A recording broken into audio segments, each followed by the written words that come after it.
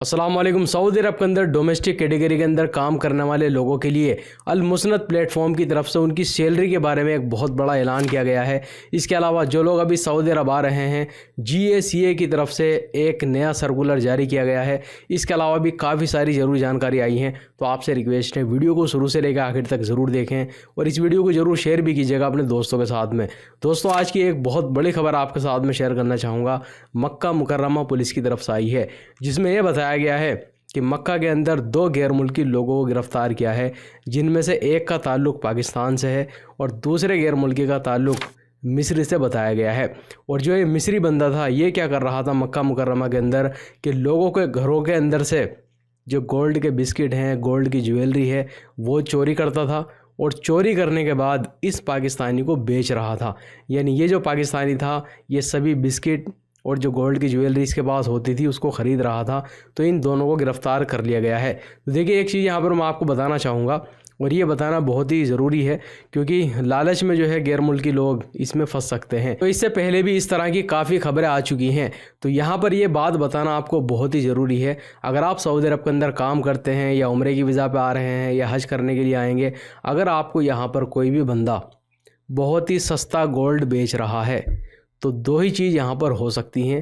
पहली चीज़ तो ये हो सकता है कि वो गोल्ड नकली हो। इस तरह की खबर कुछ टाइम पहले आई थी, मैंने आपको बताया भी था, जहाँ पर लोहे के बिस्किट गोल्ड के बता करके लोगों को बेच दिए।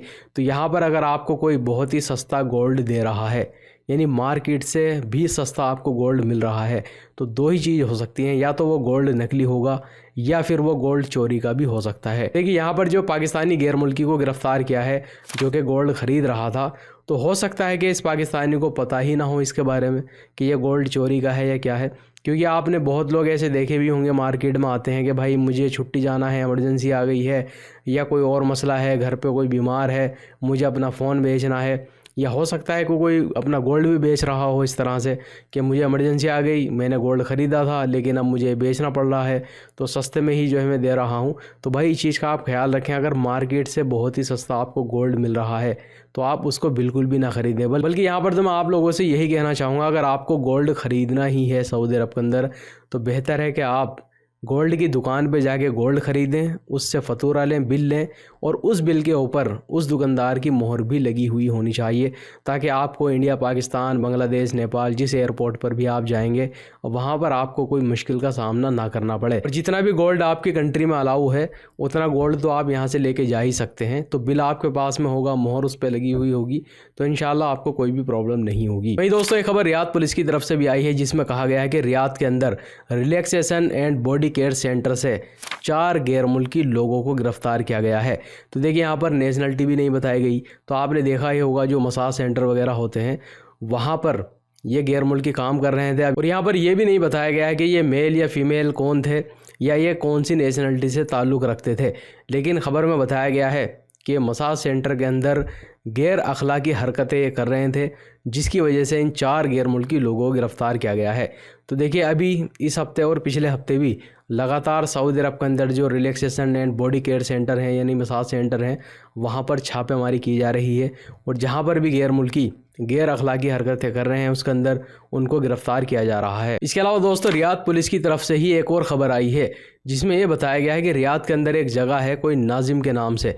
अब जो लोग रियाद के अंदर रहते होंगे उनको इसके बारे में पता होगा कि कल रियाद के नाजिम जो भी जगह है, कोई मोहल्ला है या जो भी जगह है, वहाँ पर जो है कुछ लोगों ने एक दूसरे के ऊपर गोलियां चलाई। तो इन लोगों को गिरफ़्तार कर लिया गया है। खबर में ये बताया गया है कि जिन लोगों को गिरफ़्तार किया गया है जो कि गोलीबारी कर रहे थे एक दूसरे के ऊपर, ये लोग यहाँ पर नशे वाला कारोबार कर रहे थे और आपस में ही इनमें कोई अनबन हुई, जिसकी वजह से इन दोनों ने एक दूसरे के ऊपर गोलियां चलाना शुरू कर दी। तो इन सभी लोगों को, जितने भी लोग थे, इन सभी को गिरफ्तार कर लिया गया है। वही दोस्तों, एक और ख़बर जो कि रियाद से ही आई है, जिसमें बताया गया है कि रियाद के अंदर एक और गैर मुल्की को गिरफ़्तार किया गया है जो कि हवाई फायरिंग कर रहा था। देखिए, कुछ लोगों को सऊदी अरब के अंदर ये शौक़ होता है देख करके, क्योंकि यहाँ पर ब्याह शादी में इस तरह की जो है चीज़ें की जाती हैं। तो यहाँ पर कुछ लोगों को ये शौक़ होता है, गैर मुल्की लोगों को, हम भी जो है ये ट्राई करके देखते हैं। यहाँ पर इस गैर मुल्की ने पब्लिक प्लेस में हवाई फायरिंग करी और एक बंदे ने इसकी वीडियो बना करके सोशल मीडिया पर अपलोड कर दी। तो इन दोनों लोगों को गिरफ़्तार कर लिया गया है और इस गैर मुल्की का ताल्लुक़ लेबनान से बताया गया है। तो हमारे सभी गैर मुल्की भाई चीज़ का ख्याल रखें, अगर आपको कहीं पर इनवाइट किया गया है और वहाँ पर इस तरह की चीज़ें हो रही हैं तो आप ये गलती बिल्कुल भी ना करें। इसके अलावा दोस्तों एक और ज़रूरी खबर आपके साथ में शेयर करना चाहूँगा जो कि मोरक्को से आई है, और ये खबर अभी सऊदी अरब के अंदर काफ़ी वायरल हो रही है और हमें और आपको इससे काफ़ी चीज़ें सीखनी चाहिए।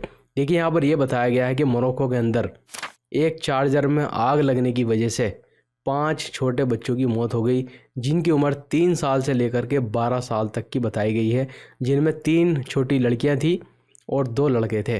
तो देखिए ये जो चार्जर था मोबाइल का, इन्होंने लगा करके छोड़ दिया बहुत टाइम तक, ये ऐसे ही प्लग में लगा हुआ था, जिसकी वजह से हीट हो गया चार्जर और उसमें आग लग गई।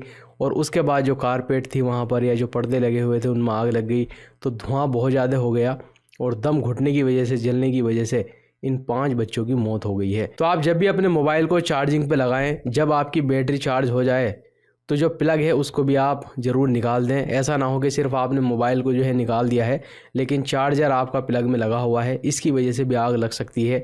और सोने के टाइम पर तो आप मोबाइल को चार्जिंग पे लगा के बिल्कुल भी ना छोड़ें। काफ़ी हमारे गैर मुल्की भाई ऐसे हैं कि वो ड्यूटी करके आते हैं, थक जाते हैं, तो वो रात को सोने के टाइम पर अपने मोबाइल को चार्ज करने के लिए लगा देते हैं और पूरी रात वो चार्ज होता रहता है, सुबह को उसको निकालते हैं। तो ये एक बहुत ही गलत आदत है। जब तक आप जाग रहे हैं तब तक ही आप अपने फ़ोन को चार्ज करें। इसके अलावा दोस्तों यहाँ पर आपको बताना चाहूँगा, सऊदी GSA की तरफ से एक नया सर्कुलर जारी किया गया है उम्रा वीज़ा वालों के लिए। और यहाँ पर यह बताया गया है कि जितने भी लोग अभी आ रहे हैं उम्रा करने के लिए या आने वाले हैं, तो आप लोगों को 13 अप्रैल 2025 तक ही एंट्री दी जाएगी सऊदी अरब के अंदर, अगर आप उम्रे की वीज़ा पर आ रहे हैं तो जो लोग आ चुके हैं या आने वाले हैं उनसे भी यहाँ पर कहा गया है कि 29 अप्रैल 2025 तक आपको सऊदी अरब को छोड़ के जाना होगा। तो इस चीज़ का आप ख्याल रखें, जो पहले 90 दिन मिलते थे अब वो 90 दिन नहीं मिल रहे हैं।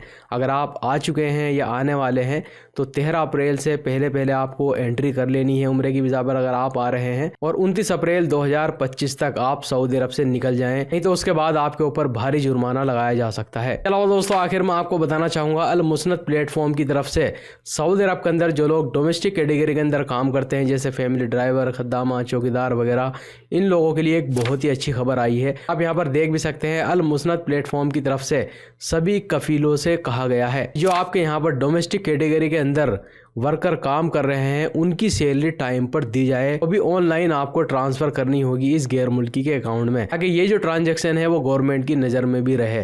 क्योंकि बहुत बार क्या होता था पहले कि 1 महीने की, 2 महीने, 3 महीने, यहाँ तक के 6-6 महीने तक भी गैर मुल्की को सैलरी ही नहीं मिलती थी। काफ़ी लोगों ने इसके बारे में कमेंट करके बताया है। तो यहाँ पर इसी चीज़ को देखते हुए, ताकि गैर मुल्की लोगों को सैलरी टाइम पर मिल सके जो कि डोमेस्टिक कैटेगरी के अंदर काम करते हैं, ये चीज़ जो है शुरू की गई है कि ऑनलाइन ही इस डोमेस्टिक वर्कर की सैलरी को ट्रांसफ़र करना होगा इस वर्कर के अकाउंट में। तो ये कुछ ज़रूरी जानकारी आई थी, कुछ ज़रूरी खबरें थी, मैंने आपके साथ में शेयर कर दी है। उम्मीद है वीडियो आपको पसंद आई होगी। इस वीडियो को ज़रूर शेयर भी कीजिएगा अपने दोस्तों के साथ में। वीडियो देखने के लिए बहुत बहुत शुक्रिया।